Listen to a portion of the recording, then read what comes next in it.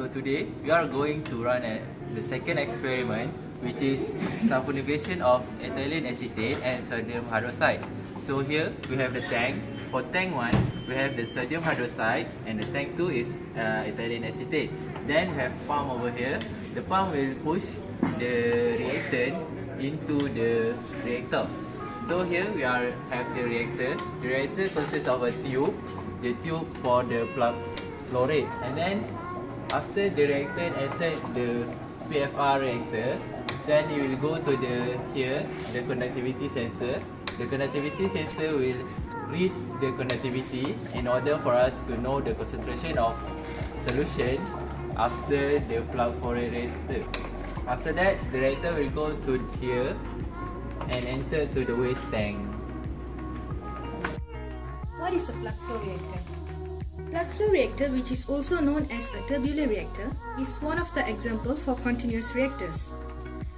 It is widely used in chemical reaction, which involves flowing systems of cylindrical geometry that has inlet and outlet streams. Plug flow reactors are usually operated at steady state. Reactants are continuously consumed as they flow down the length of the reactor.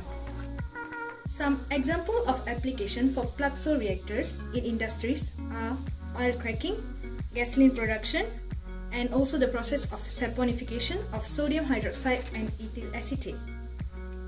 Some assumptions were made in this experiment in terms of extent of mixing, which are no mixing in the axial direction, complete mixing in the radial direction, and also the uniform velocity profile across the radius. The saponification reaction of sodium hydroxide and ethyl acetate is conducted under isothermal and adiabatic conditions, and the type of the flow of the plug flow reactor is a laminar flow.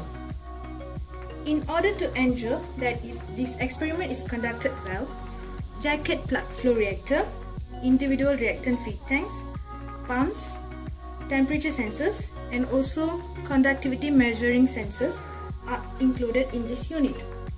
Today, I will explain the procedure for this experiment. Before we start the experiment, we need to prepare 40 grams of sodium hydroxide in 10 liters of distilled water and 8.91 ml of ethylene acetate in 10 liters of distilled water. So we put sodium hydroxide in the first tank and ethylene acetate in the second tank. So before we start the experiment, we need to make sure that all the liquid are drained from the reactant by flowing air into it. Before we start the experiment, set the flow rate into 50 for both pumps. We wait for 3 minutes for the system to become equilibrium and start recording the data. Wait for a few minutes for the conductivity to become constant, and then stop the reading.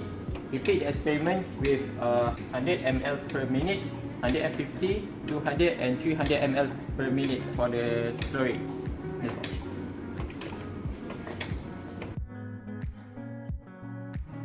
We are going to study the application of plug flow reactor in pharmaceutical industries for the production of drugs.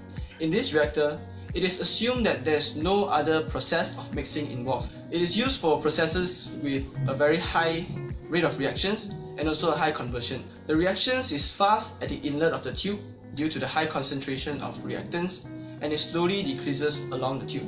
Due to minimal back mixing, the occurrence of side reactions is reduced and therefore increases the yield of the desired product. And the products are collected at the end of the tube with a very high conversion of usually above 90%.